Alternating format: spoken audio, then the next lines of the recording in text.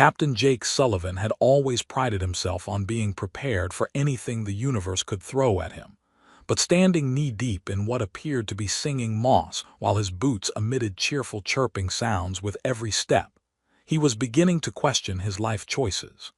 The bioluminescent trail he'd been following for the past hour pulsed with an almost hypnotic rhythm, like a cosmic breadcrumb trail leading him deeper into Zephyria Prime's crystalline forest. "Note to self," Jake muttered, tapping his wrist recorder while trying to extract his left foot from a particularly melodious patch of vegetation. "Next time the planetary survey mentions unusual acoustic phenomena, maybe don't investigate alone." His boot finally came free with a sound remarkably similar to a disappointed sigh, causing him to pat the moss apologetically. "Sorry about that." The forest around him hummed with an energy he could feel in his bones. Towering crystal formations caught the light from Zephyr's twin suns and scattered it in impossible directions, creating rainbows that seemed to dance through the air independent of any logical light source. His scanner beeped insistently, displaying readings that made absolutely no sense according to standard physics. Energy signatures that shifted between matter and pure information, gravitational anomalies that his instruments insisted were actually music, and electromagnetic patterns that his computer kept trying to translate into what appeared to be poetry. "Either this planet is playing the biggest practical joke in galactic history," Jake said, stepping over a stream that gurgled in perfect harmony, "or I'm about to make first contact with a civilization that uses physics as a suggestion rather than a law." The melodious emanations that had drawn him here grew stronger, accompanied now by what sounded distinctly like celebration. Voices, if they could be called that, rose and fell in complex harmonies that made his translator device spin through language databases with increasingly frantic beeping sounds. He paused to check the readout, which cheerfully informed him that the sounds were either ritualistic joy expressions or coordinated digestive processes. "Thanks for narrowing that down," Jake told his equipment dryly. As he crested a ridge formed entirely of what appeared to be living opal, the source of the music revealed itself in a spectacle that made Jake's jaw drop and his camera automatically switch to emergency documentation mode. Spread across a vast clearing, structures of impossible beauty rose from the forest floor like flowers made of starlight. They weren't built so much as grown, their surfaces flowing with organic curves that pulsed with soft, rhythmic light. Bridges of crystallized air connected floating platforms where graceful figures moved in elaborate processions, their forms humanoid but touched with an otherworldly elegance. "Okay, universe," Jake whispered, crouching behind a conveniently placed crystal boulder, "you win this round." The beings below moved with a fluid grace that made Jake acutely aware of his own clumsy human locomotion. They wore robes that seemed to be woven from captured moonbeams, and their faces, while remarkably human in basic structure, possessed an ethereal quality that spoke of evolution under different stars. Most striking were their ears, long, pointed, and apparently quite expressive, as Jake watched them twitch, flutter, and angle in response to the musical conversations flowing between the gathered assembly. His scanner was having what could only be described as an electronic nervous breakdown, cycling through readings so rapidly that the display looked like a slot machine operated by a caffeinated gambler. Energy signatures, life forms, technological classifications, everything shifted and flowed like the aurora borealis having an identity crisis. "This is definitely above my pay grade," Jake murmured, then immediately reconsidered. "Actually, this is exactly what they're paying me for. Note to self, ask for a raise." He was so absorbed in trying to make sense of his instruments that he didn't notice the small, flower-like device that had apparently sprouted from the ground beside him. It unfolded with the delicate precision of origami made from light, extending sensor petals that began scanning him with visible beams of soft blue energy. By the time Jake realized what was happening, the device had completed its analysis, and emitted a sound like wind chimes made of pure joy. "Oh, that's probably not good," Jake said. The effect was immediate and overwhelming. Every being in the clearing turned toward his hiding spot with perfect synchronization, their pointed ears swiveling like organic radar dishes. For a moment, absolute silence reigned, broken only by Jake's scanner finally giving up and playing what sounded like electronic funeral music. Then the entire assembly erupted into what Jake's translator optimistically labeled as enthusiastic greeting protocols, though it added a footnote suggesting the possibility of pre-consumption celebration rituals. Before Jake could decide whether to run, hide, or start composing his last will and testament, he found himself surrounded by a delegation of the graceful beings, all speaking at once in voices like silver bells having an animated discussion. Hello," Jake managed, raising his hands in what he hoped was a universal gesture of peaceful intent. "I come in peace. I'm just a scientist. Please don't sacrifice me to your crystal gods." His translator worked furiously, producing a stream of cheerful beeps before announcing, "Translation attempt. Greetings, I arrive in fragments. I am merely a knowledge seeker.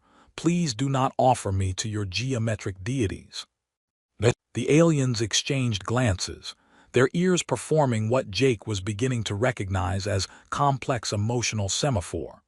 One of them, whose robes seemed to contain actual constellations, stepped forward and spoke in a voice like distant music. "Welcome, strange-eared one," Jake's translator announced with suspicious confidence. "The ceremony awaits your participation. The harmonies have called you." "Oh no," Jake said, backing away slowly. "I think there's been a misunderstanding. I'm not supposed to participate in anything. I'm just here to observe. Observe and not participate. Participation is not in my job description." But his protests were drowned out by the excited chittering of the assembled beings, who seemed to interpret his words as some form of ritualistic acceptance. Before he could object further, Jake found himself gently but firmly guided into the clearing, surrounded by aliens whose ears were practically vibrating with excitement. "This is fine," Jake told himself as he was swept along by the procession. "This is a perfectly normal first contact scenario. I'm just going to attend whatever this is, smile politely, and try not to start an interstellar incident." His translator, apparently energized by the proximity to so many new linguistic patterns, began offering helpful commentary. "Current event classification. Celebration of permanent union, feast of consumption, or possibly aggressive furniture assembly." "That's tremendously reassuring," Jake muttered, then louder. "Could we maybe get a second opinion on that translation?" The procession swept him toward the center of the clearing, where the most magnificent of the grown structures rose like a cathedral made of crystallized dreams. As they approached, Jake noticed that his human presence was causing ripples of bioluminescent response throughout the organic architecture, as if the very buildings were reacting to his alien biochemistry with curious delight. "You know what?" Jake said to no one in particular as he was gently but inexorably guided toward what was clearly the focal point of whatever ceremony he'd stumbled into. "I'm just going to roll with this. What's the worst that could happen?" The universe, as if accepting his challenge, chose that moment to reveal the figure waiting at the center of the structure, a being of such stunning beauty and obvious importance that Jake's brain temporarily forgot how to process visual information. She turned toward the approaching procession, and Jake caught sight of ears that didn't just point upward but seemed to catch and reflect light like living prisms. His translator, sensing the significance of the moment, chose this time to announce with electronic pride, "Significant personage detected. Recommended protocol, extreme politeness or immediate surrender." "Thanks," Jake whispered. "Really helpful timing there." The figure at the center of the crystalline cathedral turned with liquid grace, and Jake's first coherent thought was that his universal translator was about to have a complete mental breakdown. She was unmistakably royal, not just because of the crown that seemed to be grown from living light perched atop her head, but because she carried herself with the kind of authority that made even the architectural structures lean slightly in her direction out of respect. Queen Lyrale, as Jake's scanner helpfully identified her by cross-referencing the electromagnetic signature emanating from her jewelry, possessed the same ethereal beauty as her subjects, but amplified to a degree that made Jake's eyes water slightly. Her ears, elegant and elongated, were adorned with crystalline ornaments that shifted color in response to her emotional state, currently cycling through what Jake hoped were pleasant blues and golds rather than warning reds. "Greetings, traveler from the round-eared realm," she said, her voice carrying harmonics that Jake could feel resonating in his chest cavity. His translator immediately began having what could only be described as an electronic panic attack. "Translation matrix overload," it announced cheerfully. Subject's speech patterns contain 17 dimensions of meaning, attempting to compress to standard three-dimensional understanding. Please stand by for potential inaccuracy. "Oh, that's not ominous at all," Jake muttered. The Queen's ears twitched, a gesture Jake was learning to interpret as alien amusement, and she continued speaking. His translator gamely attempted to keep up.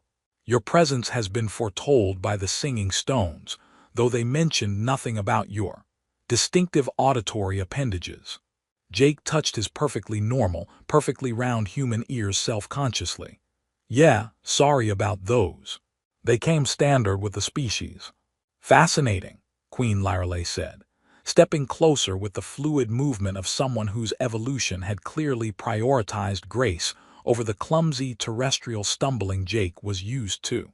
"Tell me, strange visitor, what brings you to witness the ceremony of eternal binding on this most auspicious of solar alignments?" Jake's blood turned to ice water. "The ceremony of what now?" His translator, apparently sensing his rising panic, offered a helpful clarification. "Eternal binding, permanent ceremonial union, irreversible molecular bonding, or possibly aggressive furniture assembly. Confidence level 12%. I'm going to have words with the equipment requisition department when I get home," Jake said under his breath, then louder. "Your Majesty, I think there might be a small misunderstanding. I'm not here to witness anything. I'm just a xenoarchaeologist who got lost following some very insistent singing moss." The Queen's ears performed an intricate flutter that Jake's cultural database suggested might indicate either deep thoughtfulness or acute indigestion. Around them, the assembled beings had formed a loose circle, their own ears swiveling between Jake and their monarch like organic satellite dishes following a particularly interesting conversation. "Lost, you say?" Queen Lyrale's voice carried a note of something that Jake's translator unhelpfully labeled as potentially dangerous amusement. How wonderfully fortuitous. The ancient texts speak of a stranger who would arrive at the moment of greatest need, guided by the planet's own voice. "I'm sorry, but I think your ancient texts might have been talking about someone else," Jake said, backing away slowly. "Someone with better credentials and possibly different ears." But his retreat was blocked by what Jake was beginning to recognize as a wall of politely immovable aliens, all of whom seemed to be vibrating with barely contained excitement. Their collective ear-twitching was creating a visual pattern that resembled nothing so much as a field of wheat in a very enthusiastic breeze. "The neural resonance patterns confirm it," announced a new voice. Jake turned to see another figure approaching. This one male, tall, and wearing an expression that Jake's threat assessment protocols immediately flagged as potentially homicidal.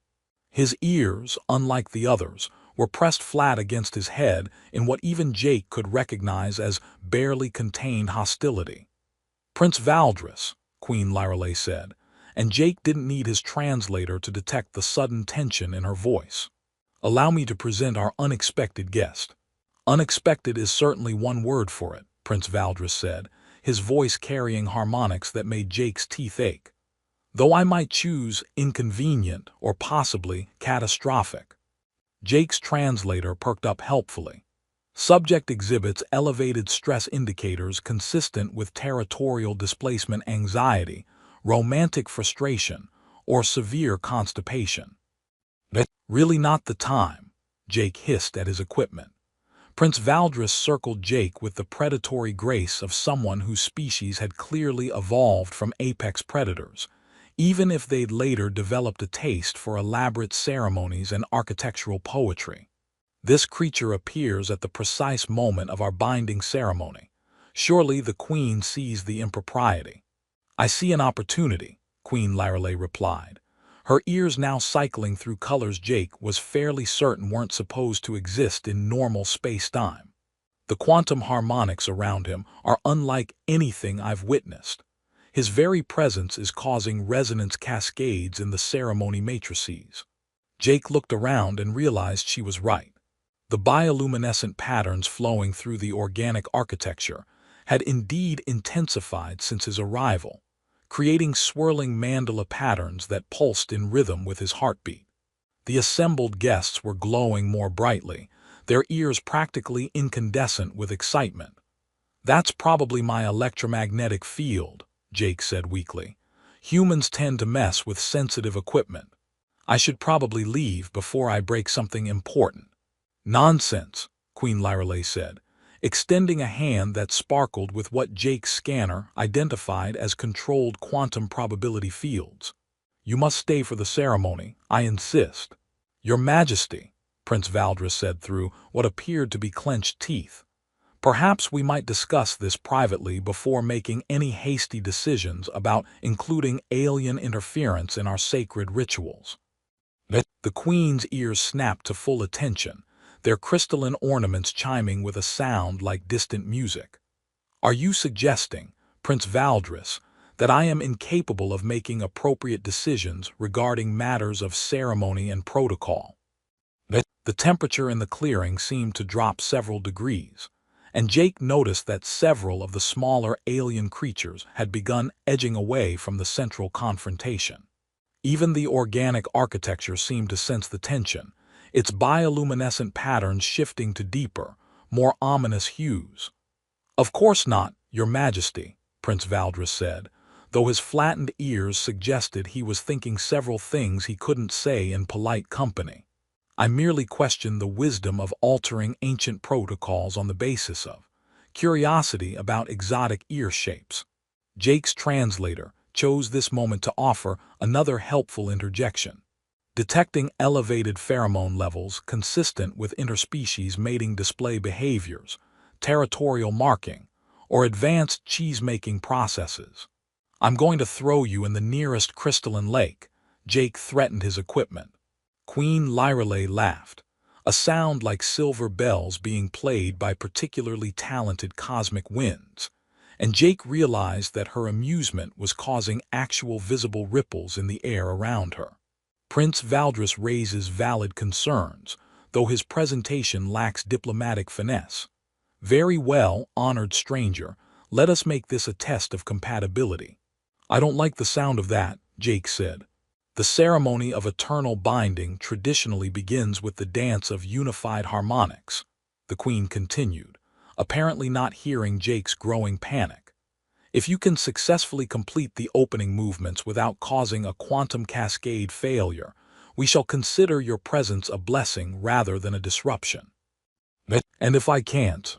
Queen Lyreley's smile revealed teeth that sparkled like captured starlight. Then Prince Valdris gets his wish, and you'll be politely escorted back to whatever dimensional pocket you emerged from. Prince Valdris's ears perked up with obvious hope. A most reasonable compromise, Your Majesty. Jake looked around at the assembled aliens, all of whom were watching him with the eager anticipation of spectators at a particularly interesting sporting event. His scanner was cycling through threat assessments with increasing hysteria, and his translator had apparently given up entirely and was playing what sounded like smooth jazz. Just to be completely clear, Jake said, we're talking about dancing, right? Not combat dancing or ritualistic dance fighting or anything involving sharp objects and interpretive movement. Simply dancing, Queen Lyrelei assured him, extending her hand once more. Though I should mention that the dance of unified harmonics does require a certain degree of quantum entanglement between partners. Quantum entanglement, Jake repeated slowly. You mean the physics phenomenon where particles become connected across space and time? Indeed, it's quite harmless, though it does occasionally result in permanent psychic bonding, shared consciousness, or spontaneous teleportation. Jake stared at her outstretched hand, then at Prince Valdris's expectant expression, then at the crowd of aliens whose ears were practically vibrating with anticipation. You know what? He said, reaching for the Queen's hand with the resigned air of someone who'd already made peace with the universe's sense of humor. I came here to study alien cultures. This is definitely that. The moment their hands touched, Jake felt the quantum entanglement begin, a sensation like having his neurons gently reorganized by the quantum entanglement hit Jake like being struck by lightning made of mathematics. One moment, he was a perfectly normal human xenoarchaeologist with a healthy respect for personal boundaries. And the next, he was experiencing what could only be described as having his consciousness gently folded into origami by a universe with a very sophisticated sense of humor. This is unexpected, Queen Lyrelei said, though Jake heard her words both audibly and as direct thoughts flavored with surprise and something that tasted distinctly like cosmic cinnamon. Your neural patterns are remarkably chaotic. That's just how humans think, Jake replied, then paused as he realized he'd spoken in perfect Zephyrian without his translator. Wait, how am I doing that? Quantum entanglement facilitates direct consciousness interface, the Queen explained, her mental voice accompanied by swirling patterns of color that Jake somehow understood as amusement. Though I must say, your thought processes are quite unlike anything in our historical records.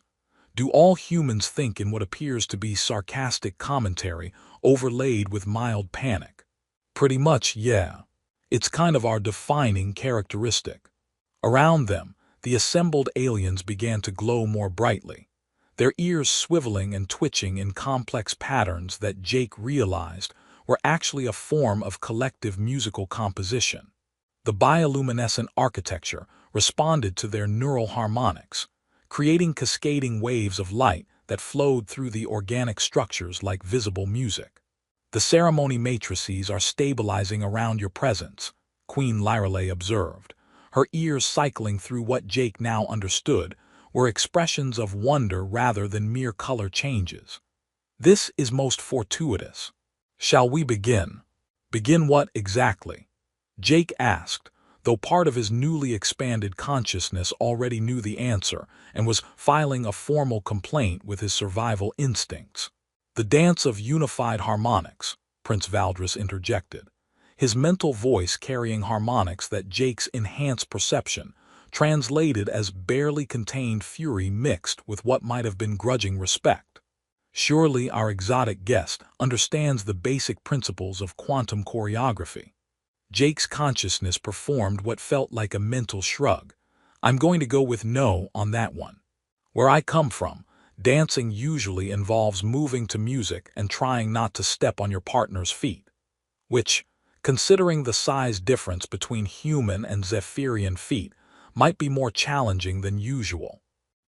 Quantum choreography, Queen Lyrelei explained with infinite patience, involves the synchronization of consciousness patterns to create stable probability matrices. The dancers become temporarily entangled across multiple dimensional layers, creating harmony between the quantum substrates of their beings. Right, Jake said slowly, and if I mess this up, catastrophic reality cascade, permanent dimensional displacement, or spontaneous conversion to exotic matter, Prince Valdris supplied helpfully. Though statistically, the most likely outcome is simply massive embarrassment followed by polite applause. Jake looked around at the expectant faces of the assembled aliens, their ears practically humming with anticipation. Well, When you put it like that, how can I refuse?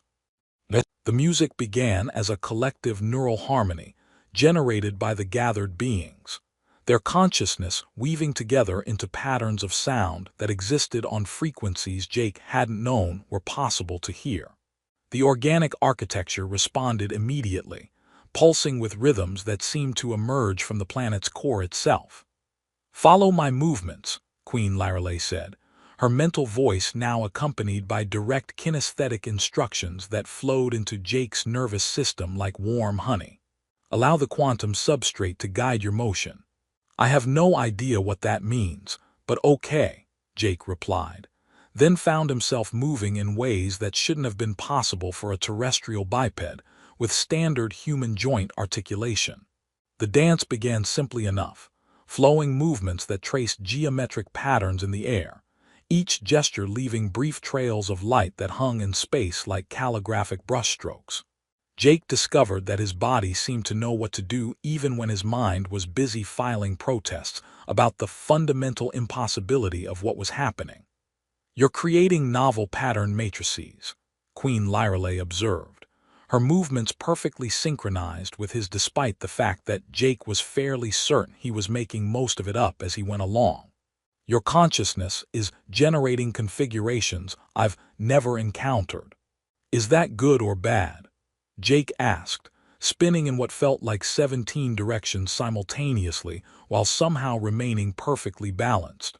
"Unprecedented," Prince Valdris muttered from the edge of the dance circle. "The quantum substrate is responding to patterns that aren't in any of our ceremonial databases." The assembled aliens were glowing more brightly now, their collective neural harmony creating visible waves of energy that rippled through the clearing like aurora made of pure mathematics. Jake felt the quantum entanglement deepening, connecting him not just to Queen Lyreley, but to the planet itself, to the crystalline network that underlay Zephyrian civilization, to consciousness patterns that stretched across geological time. "Oh," Jake said, as understanding flooded through him in ways that bypassed his normal cognitive processes entirely. "You're not just dancing, you're programming reality." "Now he begins to understand," Queen Lyreley replied, her movements becoming more complex as streams of energy flowed between them, visible as ribbons of light that traced impossible geometries in the air. "The dance of unified harmonics is how we interface with the quantum consciousness substrate that underlies our civilization." Jake spun through a movement that felt like solving a four-dimensional equation with his entire body. And suddenly, the energy patterns around them shifted into configurations that made the assembled aliens gasp in harmonized surprise. "Did I do that?" "You just created a stable paradox loop," Prince Valdris said, his mental voice carrying what Jake was learning to recognize as alien incredulity. "That's supposed to be impossible without at least 3 centuries of training." "Humans specialize in doing impossible things badly," Jake replied, then immediately found himself executing a sequence of movements that felt like writing poetry in a language made of pure motion. "It's kind of our thing." The quantum entanglement was creating feedback loops now, amplifying their movements into patterns that affected the physical structure of reality around them. The organic architecture began reshaping itself in response to their dance, walls flowing into new configurations, platforms rising from the ground to support movements that required three-dimensional thinking, space itself seeming to bend to accommodate the expanding complexity of their choreography. "The ceremony matrices are achieving unprecedented harmonic resonance," Queen Lyreley announced, though Jake noticed her mental voice carried a note of concern alongside the wonder. "Your presence is catalyzing reactions we've never observed." "Should I stop?" Jake asked, even as his body continued moving through patterns that felt increasingly natural despite being absolutely impossible according to everything he knew about physics. "I'm not certain we can stop," the Queen replied, and Jake felt her consciousness brush against his with what he was learning to recognize as quantum-level worry. "The entanglement patterns have achieved self-sustaining stability. We appear to be locked into the ceremonial sequence until completion. Completion of what exactly? Before Queen Lyreley could answer, Prince Valdris's voice cut through their mental dialogue with obvious alarm. The binding matrices are activating. This isn't just the dance of unified harmonics anymore. It's becoming a full ceremony of eternal union. Jake felt the reality of the situation hit him like a metaphysical freight train. Eternal union, that sounds very permanent. Quantum bonding across multiple dimensional layers, Queen Lyreley confirmed, though her mental voice suggested she was as surprised by this development as Jake was. It appears your exotic consciousness patterns are triggering automatic ceremonial escalation protocols. The energy flowing between them intensified, creating visible connections that stretched not just through space, but through what Jake's expanded perception recognized as alternate probability streams. He could see potential futures branching out around them like the limbs of an infinite tree, most of them involving him as a permanent resident of Zephyria Prime. "This is not what I had planned for my career," Jake observed, executing a spin that somehow involved rotating through dimensions he didn't have names for. "Plans," Queen Lyreley replied with what felt like cosmic amusement, "are merely suggestions the universe feels free to ignore." The assembled aliens were now glowing so brightly that they resembled living stars arranged in ceremonial patterns around the central dance. Their collective consciousness had joined the quantum substrate that was building around Jake and the Queen, adding layers of harmonic complexity that made the very air sing with mathematical precision. "The planetary consciousness is awakening," Prince Valdris announced, his mental voice carrying a mixture of awe and terror. "The quantum substrate is achieving full integration with the dance matrices." Jake felt the truth of those words as the ground beneath their feet began to pulse with rhythms that matched their movements. They weren't just dancing on Zephyria Prime. They were dancing with it, their consciousness interweaving with the planet's own quantum awareness in ways that created new patterns of existence with every step. "So," Jake said, as he and Queen Lyreley moved together through a sequence that felt like writing love letters to the fundamental forces of the universe, "is this the part where I should mention I've never been married before?" "Marriage?" Queen Lyreley's mental laughter created visible ripples in the probability matrix surrounding them. "Oh, my dear strange-eared friend, this ceremony is far more binding than simple marriage. We're creating a permanent quantum entanglement that will connect our consciousness patterns across space, time, and dimensional boundaries." "That does sound more serious than marriage," Jake agreed, then paused as another realization hit him. "Wait, what does this mean for Prince Valdris?" The prince in question answered with what Jake was learning to recognize as alien resignation. "It means, honored stranger, that you've accidentally prevented a political marriage that would have started a civil war, created an unprecedented quantum bonding with our queen, and quite possibly saved our civilization from 3 centuries of conflict." "All in a day's work," Jake replied, as the dance carried them into what felt like the crescendo of creation itself. The dance reached its crescendo just as Jake realized that his feet hadn't touched solid ground for the past several minutes. He and Queen Lyreley were suspended in a sphere of pure quantum possibility, surrounded by geometric patterns of light that his enhanced consciousness recognized as the fundamental programming language of reality itself. "This is either the most beautiful thing I've ever experienced," Jake said, watching probability streams flow around them like ribbons of crystallized time, "or I'm having the most elaborate hallucination in human history." "Both can be true simultaneously," Queen Lyreley replied, her mental voice now so thoroughly integrated with his thoughts that Jake wasn't entirely sure where his consciousness ended and hers began. Quantum mechanics has always been remarkably accommodating to paradox. The assembled aliens had formed concentric circles around their floating dance, their ears creating a visual symphony of movement that generated harmonic frequencies Jake could see as well as hear.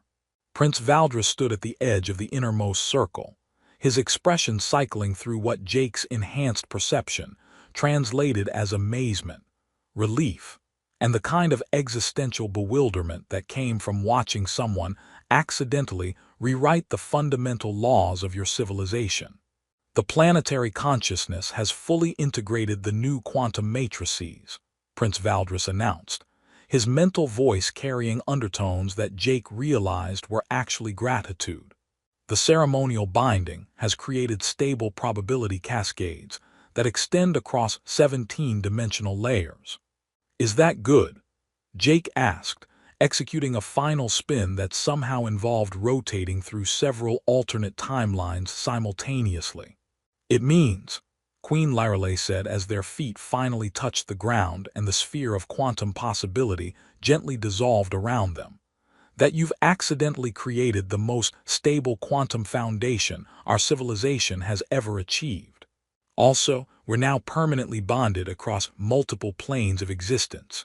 Jake looked down at his hands, which were still glowing with residual quantum energy and seemed to be occasionally flickering between dimensions.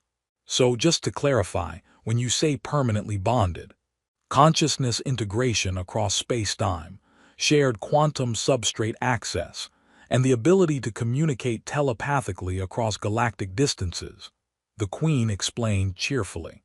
Also, you're now technically co-ruler of the Zephyrian Quantum Collective. Co-ruler, Jake repeated slowly, as in responsible for making decisions that affect entire civilizations. Among other duties, yes. Though I should mention that your exotic thought patterns have already solved several problems that have been plaguing our quantum engineers for centuries. Apparently, thinking in sarcastic commentary overlaid with mild panic creates remarkably stable paradox resolution matrices. Prince Valdres approached with the careful steps of someone who wasn't entirely sure what species he was addressing anymore. Honored co-ruler, I must express my gratitude for preventing what would have been a most politically complicated marriage. I was dreading the ceremony almost as much as the subsequent civil war. You're welcome, Jake said uncertainly, though I should probably mention that I have absolutely no qualifications for ruling anything more complex than my own sock drawer. On the contrary, Queen Lyreley said, her ears performing what Jake now recognized as the alien equivalent of an amused smile. Your approach to problem-solving has already revolutionized our understanding of quantum consciousness integration. Your tendency to accidentally do impossible things while complaining about them is exactly what our civilization needs. The assembled aliens began to disperse, their collective glow settling into patterns that Jake's enhanced perception interpreted as profound satisfaction mixed with anticipatory excitement. Several of them approached to offer what his consciousness recognized as formal congratulations, though his original translator device was still playing smooth jazz and offering commentary about furniture assembly. There is one small complication, Prince Valdres said, his mental voice carrying undertones of barely suppressed amusement. The quantum bonding has created some interesting side effects. Jake looked down at himself and noticed that his perfectly normal human ears were beginning to develop subtle points at the tips. Oh, come on, really? Cross-species quantum entanglement often results in minor physiological adaptations, Queen Lyreley explained, her own ears flickering with colors that Jake recognized as barely contained laughter. Don't worry, the changes should stabilize within a few solar cycles, though you may find that you've acquired some unexpected abilities. What kind of abilities? Well, you can now interface directly with our quantum consciousness substrate, perceive probability matrices with your naked consciousness, and apparently generate stable time loops while dancing. Also, you seem to have developed an intuitive understanding of 17-dimensional mathematics. Jake tested this claim by thinking about hypercubes, and was mildly disturbed to discover that they now made perfect sense to him. This is going to make my research reports very complicated. Speaking of which, Prince Valdres said, There's the matter of your original mission. The Terran Colonial Authority will presumably expect some explanation for your extended absence. Jake considered this, running probability calculations with his newly enhanced consciousness and arriving at conclusions that would have taken his original human brain several years to reach. Actually, I think I have a better idea. What would you say to establishing formal diplomatic relations between Earth and the Zephyrian Collective? You want to become our ambassador to your own species? Queen Lyrale asked, her mental voice carrying harmonics of delighted surprise. Why not? I'm apparently qualified by virtue of having accidentally married your queen and co-rulered your civilization. Plus, somebody needs to warn Earth about the dangers of following singing moss without proper quantum safety equipment. The idea felt right in ways that Jake's original human consciousness wouldn't have been able to comprehend. He could see the probability stream stretching out from this moment, showing potential futures where human and Zephyrian civilizations learned from each other, where his own unique perspective as a quantum-entangled hybrid consciousness could serve as a bridge between two entirely different ways of understanding reality.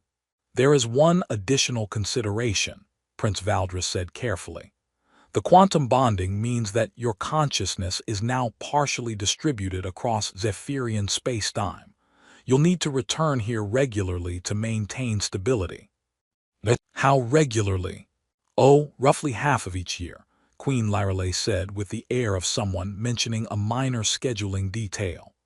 The quantum substrate requires periodic recalibration to prevent dimensional drift.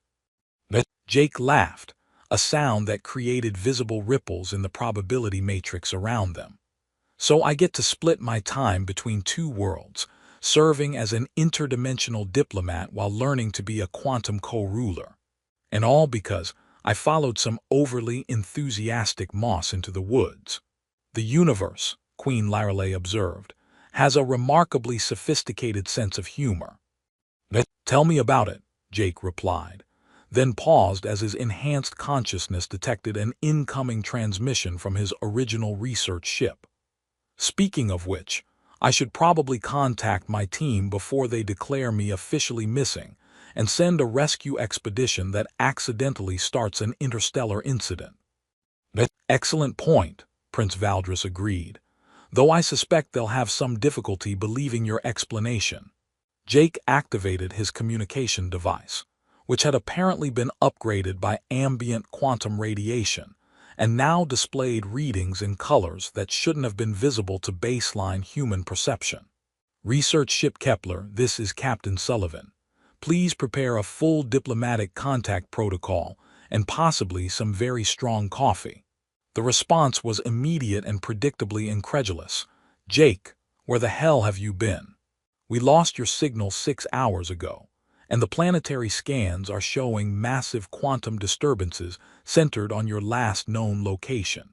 That's a bit of a story, Jake replied, looking around at the crystalline architecture that was still glowing with residual energy from the ceremony. Short version: I accidentally attended an alien wedding, got quantum entangled with their queen, and now I'm co-ruler of their civilization and Earth's first interdimensional ambassador. The silence from his ship stretched long enough for Jake to run probability calculations on 17 different ways the conversation could proceed. Jake, his team leader finally said, please tell me you're joking. I wish I was, Jake replied, then reconsidered as Queen Lyrale's amusement created pleasant harmonics in his expanded consciousness. Actually, no, I don't wish I was. This is definitely the most interesting thing that's ever happened to me. The quantum substrate has stabilized around the new matrices, Queen Lyrale announced to the remaining assembly. The ceremony of eternal union is now complete. May this bonding bring harmony to both our civilizations. Jake felt the truth of those words resonate through his quantum-entangled consciousness, along with the profound realization that his life had just become infinitely more complicated and infinitely more meaningful simultaneously. He was no longer just a xenoarchaeologist studying alien cultures. He was now a living bridge between worlds, a conscious intersection of two entirely different ways of understanding reality. "You know what?" he said, watching the twin suns of Zephyria Prime set behind crystal formations that sang farewell harmonies to the departing day. "I came here to study alien civilizations, and instead I accidentally became part of one. That's either the best research outcome ever or the worst case of professional boundary issues in academic history." "Both," Queen Lyreley said, her mental voice warm with affection and infinite possibility. "Quantum mechanics is remarkably accommodating to paradox, remember." Jake smiled.